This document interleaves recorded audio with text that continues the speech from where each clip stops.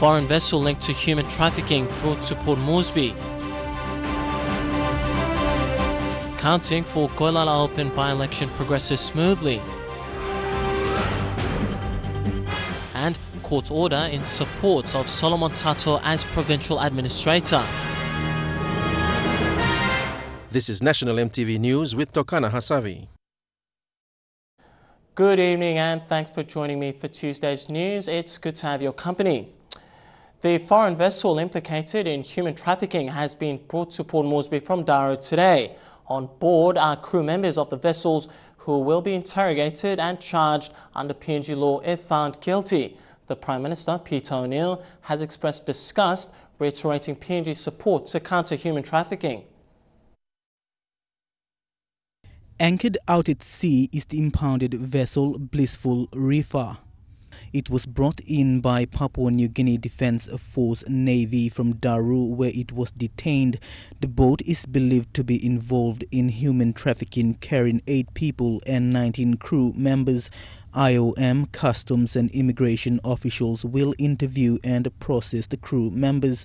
Earlier, Prime Minister Peter O'Neill voiced concern at the operation of human trafficking. He described the practice as disgusting. He says PNG will engage with other regional partners to crack down on these illegal activities in the region. The International Organization for Migration has commended the efforts of those involved in capturing the vessel. There are also other vessels of interest operating in PNG waters that are closely being monitored by authorities. Mickey Kavera, National EMTV News. The Gyamsa, the ship once synonymous with the Morobes shipping service, has resumed operations 1 year after it was grounded during liquidation of Lutheran shipping. The vessel travelled to Finschhafen at midday with Speaker and Finschhafen MP Theo Zurinuo. Passenger services will resume this Friday. It has been repainted with new colours and refitted, but the name that was synonymous with Lutheran shipping for over 2 decades remains. The Gyamsa today made its first journey as part of a fleet owned by the Morobes Shipping Services after its parent company, Lutheran Shipping, was liquidated a year ago. So it's really a nice feeling to hear the engine running again and be ready to sail now. Speaker of Parliament and Finschhafen MP Theo Zurinuo travelled on this first trip to Finschhafen. The Finschhafen district spent 500,000 kina to buy the boat and then another $500,000 to repair it. Over 12 months ago, the Lutheran Shipping Company was liquidated. The company crumbled due to poor management. 5 districts in the Morobes province bought some of the vessels and set up a new company, the Morobes Shipping Services. The Speaker has since called on Morobeans to travel on the vessel to make the shipping service viable again. Indeed, we will support this company long service me plan, keeping them running for a long time. Shipping service to Finschhafen officially begins on Friday. Bethany Harriman, National EMTV News, Ley. Police Minister Robert Atiafa says the Papua New Guinea-Australia policing partnership will continue. While speaking today at the opening of the new Ley Metropolitan Command, Minister Atiafa says the continued partnership has brought many infrastructure developments. He says the future of the partnership will involve improving the Bomana Police Training College into a school of excellence. Today was the opening of the new Ley Metropolitan Command after the construction ended last week. Amongst the guests was Australian High Commissioner Bronte Mulez and the Police Minister Robert Atiafa. I thank you all business houses who have invested a lot of your money. During his speech, Minister Atiafa told those in attendance that the 5.5 million kina building shows the level of support coming from PNG's closest friend and ally. He later said the partnership would continue with the upgrading of the Bomana Police Training College. Continuity with assistance coming from AFP on a training. So that is something I believe, and I believe strongly. Me and my commissioner are committed to sending that arrangement in place when it comes to the ministerial forum at the end of the year. The reasons for Australia's continuous support toward PNG was outlined today by newly appointed High Commissioner Bronte Mulez. It's also important for economic development, and that's one of the reasons why we're happy to help too. Australia has maintained a presence in Papua New Guinea since independence, and the partnership continues to flourish with the AFP presence in the north. UPLA must look out in this gift.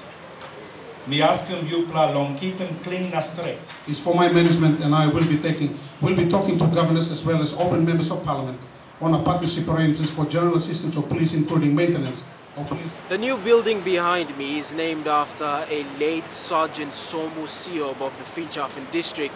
It comes as, if you like, a snapshot of the continued interest Australia has in Papua New Guinea's law and order sector to safeguard Papua New Guinea, Australia economic growth and business opportunities. Bethany Harriman, National MTV News, Lae.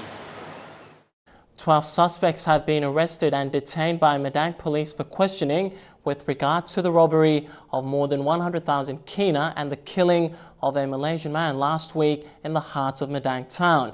2 among the 12 suspects are escapees. One was arrested and charged for sea piracy last year, and the other is a wanted suspect said to be involved in a number of robberies. The string of criminal activities in the last 3 months has led to fear among the public in Madang.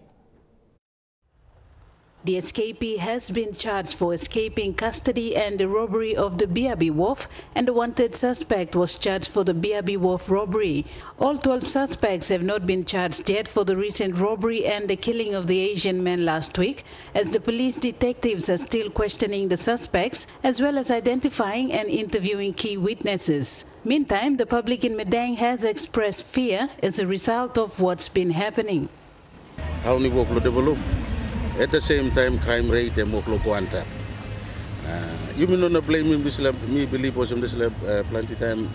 You may blame the police department or some, but you can look him the logistic support only got na this black kind operations we only got long and big plus only got. Now this time, walk about them town, people are appealing big black fret. People must walk about the time. Now people must look side. If I don't lose his skin, walk about. Now I'm no God. Anything can happen. Fight can happen. Nothing. You can die to lose the time. Just I can pass in on big blind in the town now. Now low is not strong. Low I'm go down. So people will go to the threat. The Madang police are working around the clock to curb these criminal activities, but are appealing to the public to assist with any helpful information. These last 3 months has seen a riot, a kidnapping of 2 doctors to be killed, cold-blooded killings, the burning of houses and robberies. Rachel Shise, National MTV News, Madang. Still to come on National MTV News tonight, counting for the Goilala Open by-election and by-election ordered for Ijivitari seat in Northern Province. I'll be back with all the details. Stay with us.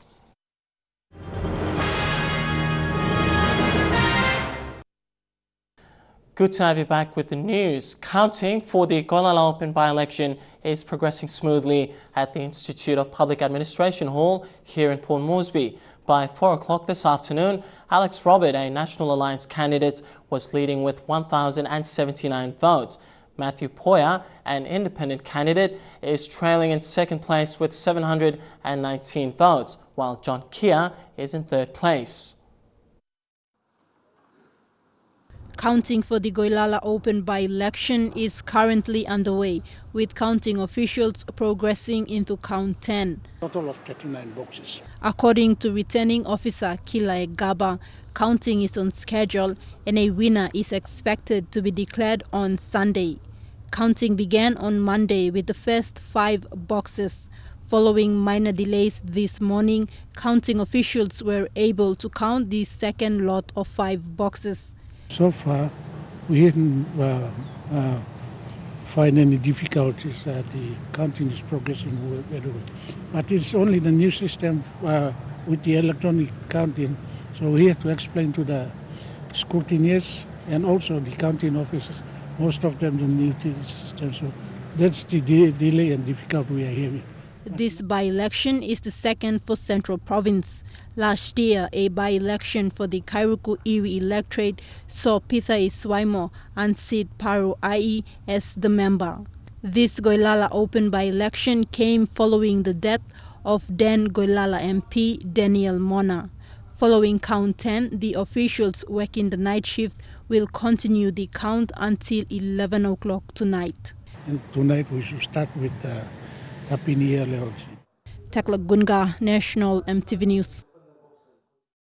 The Supreme Court has ordered a by-election for the Ijivitari district in the Northern Province. Justice Sir Bernard Sakura, sitting as a one-man judge, made this decision yesterday after dismissing an application for review filed by incumbent member David Arore in the National Court.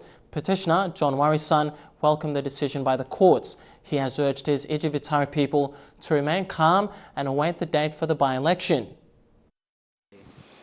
Well, the decision was fair and just. I'd like to thank the National and the Supreme Court judges for the decision that was fair and just yesterday.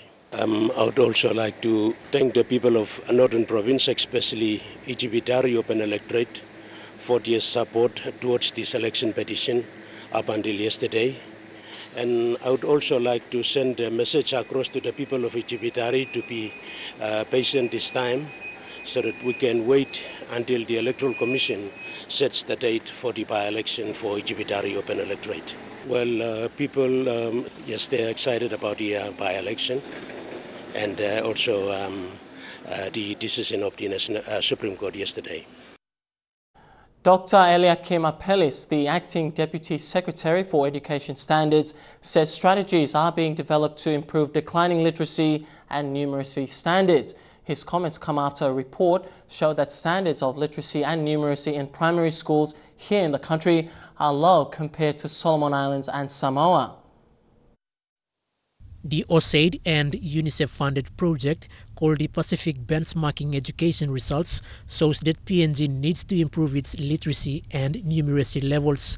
Same criteria used in the Pacific Highlands Literacy and Numeracy Assessment evaluating PNG, Solomon Islands and Samoa literacy and numeracy results has placed PNG below the two countries. We use the same tool to assess literacy levels and numeracy levels in the three countries. We found out that Papua New Guinea is not doing well. Acting Deputy Secretary, Education Standards Directorate, Dr. Eliakim Apelis, accepted the report and says strategies are being developed to improve standards. Speaking during the opening of a playground at the Koyari Park Adventist Primary School today, Apelis says the Education Department is now looking at setting standards with the new standard-based curriculum. What we are doing is we are looking at the assessment results to develop interventions to introduce the school, so we make sure that the standards is raised. The new curriculum will involve strategies that will create a fun learning environment for students. This public school was the first to establish a playground to engage students during recess and lunch. Dr. Eliakim says the department will push for all public schools around the country to have playgrounds. This initiative is one strategy the department plans to incorporate in the new curriculum to engage students and to improve literacy and numeracy outside of the classroom. Quinten Alom, National EMTV News. School children in the nation's capital have begun observing the National Book Week, which began yesterday. Teachers have been hard at work organizing activities to ensure that students grasp the importance of reading and its lifetime benefits. The National Book Week is one of the busiest weeks for the National Library, with thousands of students passing through on school excursions. This is food, yes? Cream, ice cream, eggs, meat, The usually quiet library was accommodating today as numerous students from different schools filed in to participate in various Book Week activities. One such school was the St. John's Primary School, Tokarara. A teacher, Linda Nungwehim, said reading is essential for children in learning and for human development. Reading is very important in the aspects that the children get to learn more. Not only that, we had a model school for Papua New Guinea classroom library. So we have classroom libraries at our school, in our own classroom. So we encourage children to read. For my class, they'll be having a book to read, and after this, they're going to do a book review. So in a way, we are helping them to read and write at the same time. Younger school children from the Twinkie Winkie International School were also at the National Library for their reading session. This year's Book Week is themed Reading is Power, with posters carrying on the theme from the Pacific Games. Delhi Waigeno, National EMTV News. And now we take a look at the finance news. The Kina closed unchanged at $0.3605 in the interbank market. At Bank South Pacific, our Kina was trading at $0.3530 $0.4826 Australian dollars, $0.3185 euro, and 43.35 Japanese yen. Looking at commodity prices at New York close, gold, coffee, cocoa, and copra all closed the day higher. Palm oil closed higher as well, while crude oil and copper closed the day lower. And finally, on the stock market, the Dow Jones closed at 91 points lower, the ASX closed at 17 points higher, and the All Ordinaries closed at 20 points higher as well. The National Court backed Solomon Tato as Provincial Administrator for Eastern Highlands. We'll bring you that story and more coming up after the break. Stay with us.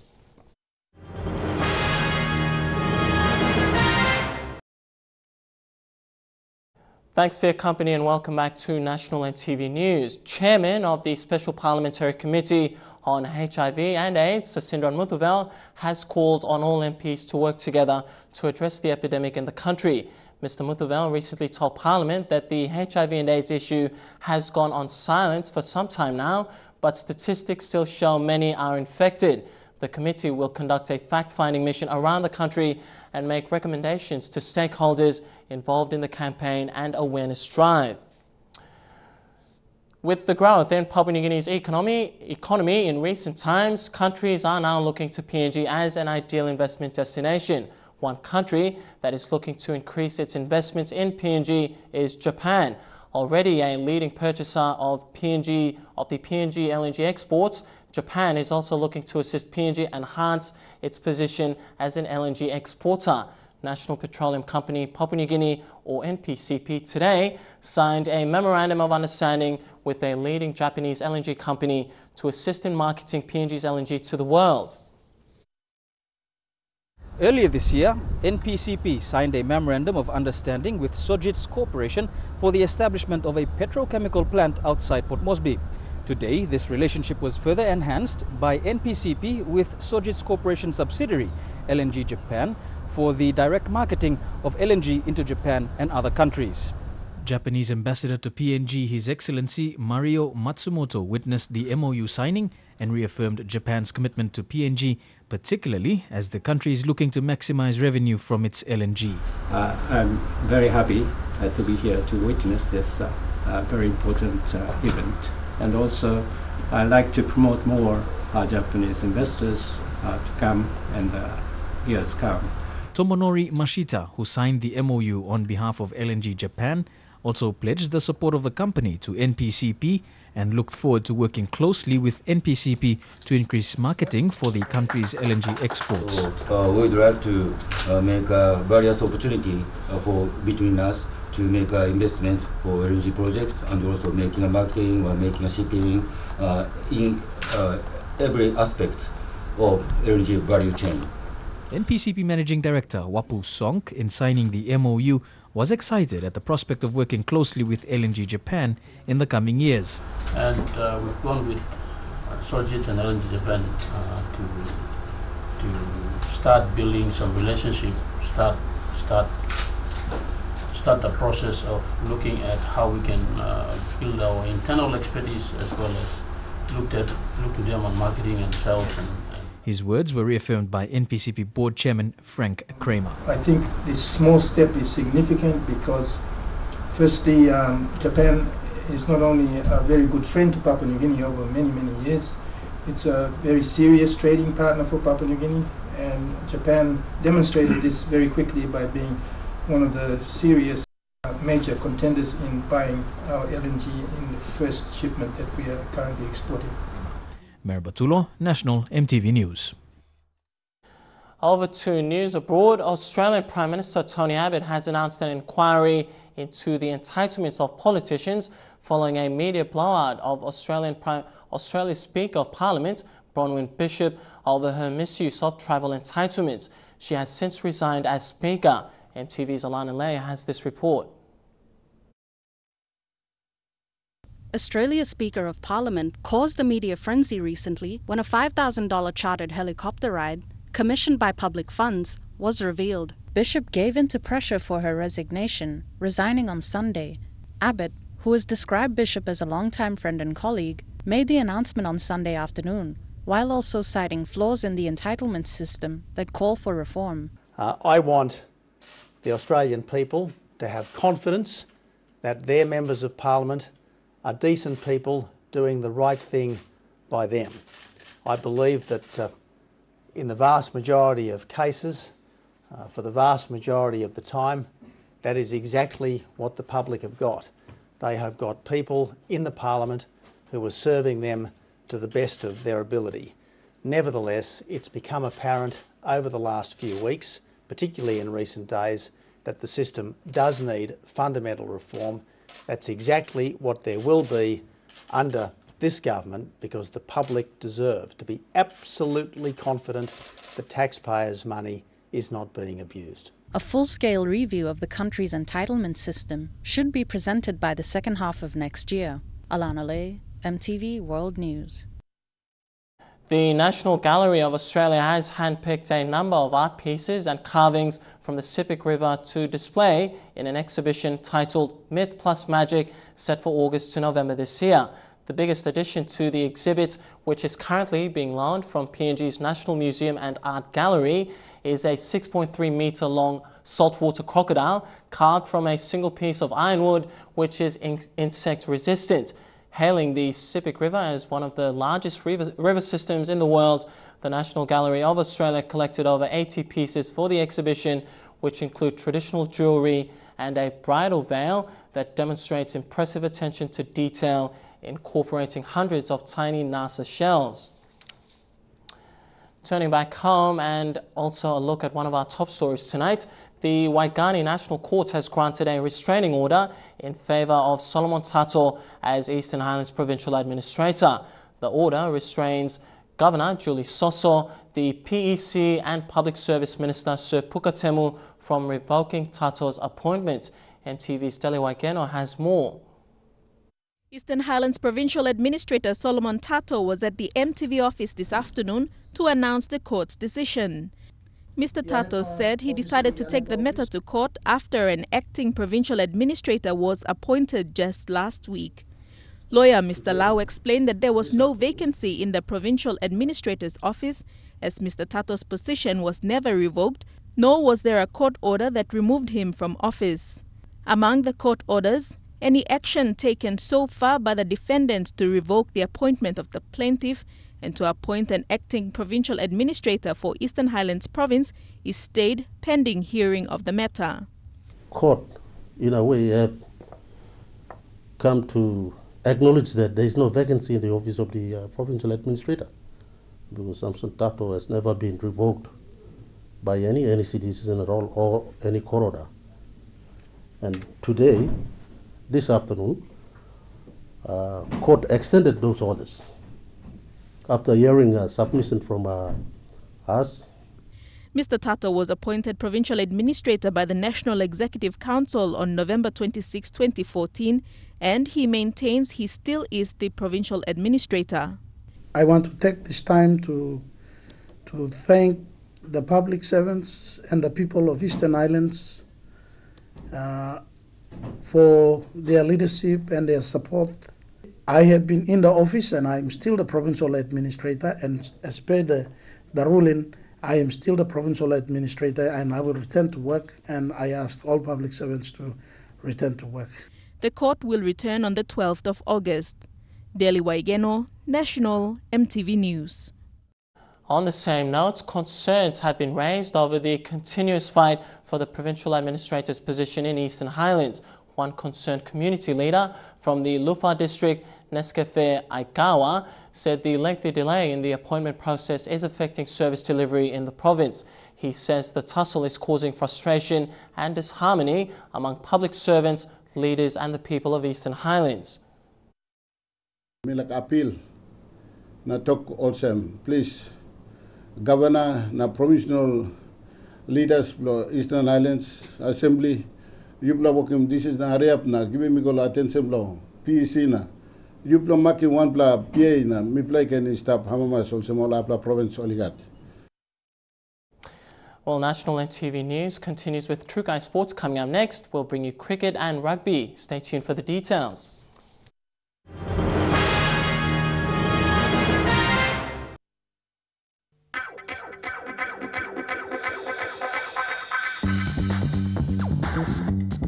True Guy Sports.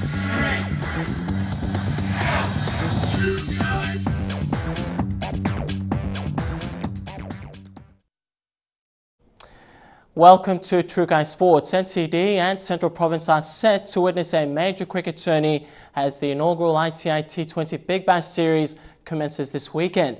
Teams from NCD and Central have registered with the tournament to begin on Saturday right through to the first week of September. EMTV's Jeremy Moggy has more. The tournament will feature 24 teams, mostly from Port Moresby and Central Province, including cricket-playing villages of Kiapara, Kalo, Kirakira and Pari. The current draws will see teams divided into 4 pools and competition spread throughout the coast, including on Fisherman Island. Former PNG rep Charles Amini Sr. spoke of garnering support for the tournament. I guess by getting the village teams to come down to Port Moresby and holding face-to-face meetings was the best way to do this. So just one mass communication. Of course, we paid for the PMV fare, so that made it easier for them to come down. But I guess if we don't do that, then you'll never know what's going to happen. So, with the return of the Barramundis from their World Cup qualifying campaign, the tournament is also set to witness different and contrasting standards of cricket. What do you call it? A spectator. It'll be spectator friendly because we have all our big guns back. They all play with their clubs in Port Moresby, and according to our draw, we've also managed to organise some games where they will be playing in the villages. So the village people will have a chance to see the likes of Asad Vala and CJ and Legacy Aka and so on playing. Support has also been given from Cricket PNG, and this bodes well for future tournaments, including having women participate. We had the women involved, but because of the issues with ovals and the logistics, it's quite a massive effort to organise 24 teams across 11 venues in Central Province as well. So we've kindly asked the ladies that we'll do the men's competition for now. As soon as that's finished, we'll roll over into a women's competition. Enthusiasm has been building for what has been billed as the biggest T20 Big Bash held here in the country, and it'll have 24 different teams spread out over 11 different venues. Jeremy Moggy, National TV Sports. Over to rugby, the Flying Fijians have been crowned the 2015 World Rugby Pacific Nations Cup champs after a 10-point win over Samoa today. The Fijians dominated possession of the ball in the first half, with the Samoans struggling to score a try until the 3rd minute of the second half. Both teams will now head into preparations for the 2015 Rugby World Cup in 45 days. Fiji took lead in the opening minutes of the first half after securing 2 tries in under 10 minutes. Comes out here to Nakawara. 5'8" Joshua Matavesi was instrumental with his goal kicking, complementing the set plays. Samoa's Alisana Tuilangi was good with his right boot, with a number of chip kicks downfield and good chases. However, handling errors and Fiji's mobility and defence proved too strong in the first half. Fiji with Kara, the captain. The Samoans picked up from the 17-9 halftime score with their first try on the 3rd minute of the second half. Samoa sliding in. Get the early score they needed at the start. With the successful conversion, Samoa closed the gap 17-16. But that wasn't all for the men in blue and white. Sinoti scored Samoa's second try out wide after Fiji's defence dropped. The corner for Samoa, and they'll get the try. Under pressure, Fiji's Leonie Nakarawa picked up a chip kick from across the field by Matavesi and gave Fiji comfort as they led once again, 36 points to 29. Lays it off in the end. The full-time score 39 to 29. Both teams now heading into preparations for the 2015 Rugby World Cup, with Fiji taking on England in the opening match on the 18th of September in London. Rain Genia, National EMTV Sports. Well, True Guy Sports continues with Intercity League and NRL coming up after these short messages. Stay tuned. True Guy Sports.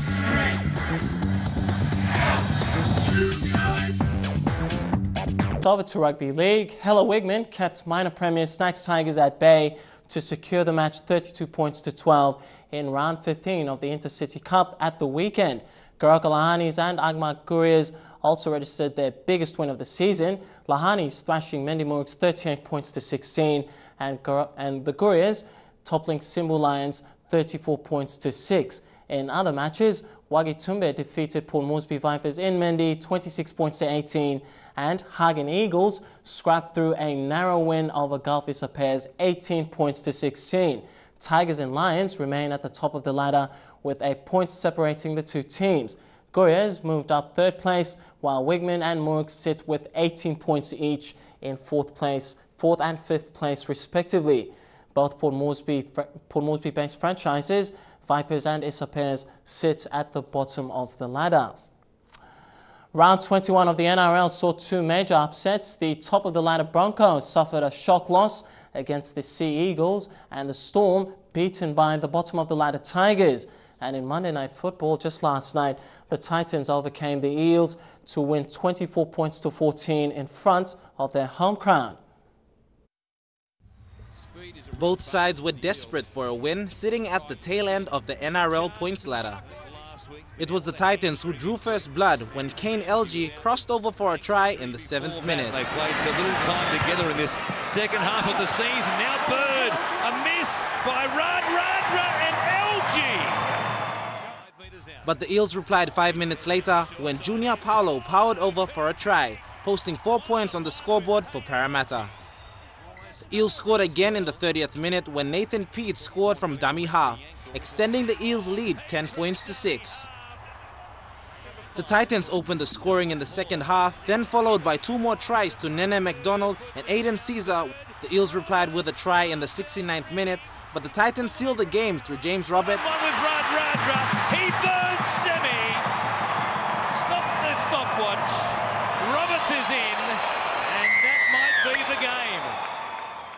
And Aiden Caesar added the extras. To round out their campaign, Aiden Caesar. Boy. Dion Kombang, National EMTV Sports. Well, True Guy Sports ends on that note. I'll be back on the other side of this break with the weather details. Stay tuned for that.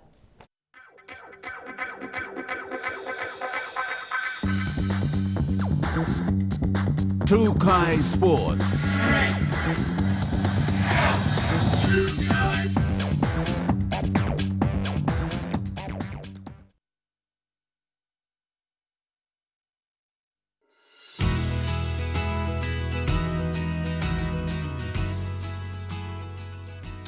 Taking a look at the weather forecast for the next 24 hours in southern region, all centres to expect fine weather. In Mamase, mostly fine expected in Vanimo and Wewak, while Lae and Madang the same with fine weather. In the New Guinea Islands, mostly fine expected in Kavieng and Kokopo, fine and sunny in Kimbe and Loringa, while Buka to look forward to brief showers. And in the Highlands region, all centres cloudy weather. Now looking at forecasts for small ships, but first there is a strong wind warning current for all coastal waters and islands of PNG, except for waters of Vanimo to northern PNG Indonesian border.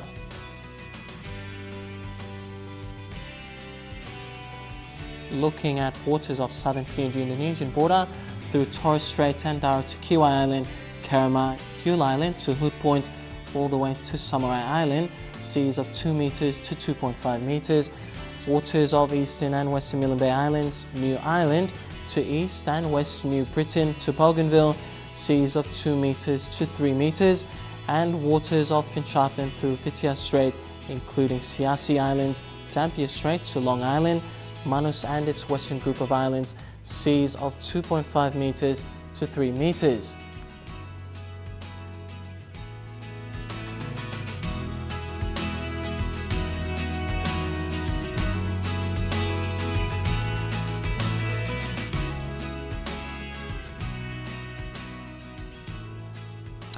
And taking a look now at ocean forecasts for PNG areas, Coral Sea sees moderate with southeast winds at 15 to 20 knots. Solomon Sea, including Pacific Ocean, sees moderate to rather rough with southeast winds at 15 to 25 knots. And lastly, Bismarck Sea sees moderate to rather rough with southeast winds at 20 to 34 knots. Now, recapping our top stories again for tonight before we go. Foreign vessel linked to human trafficking brought here to Port Moresby.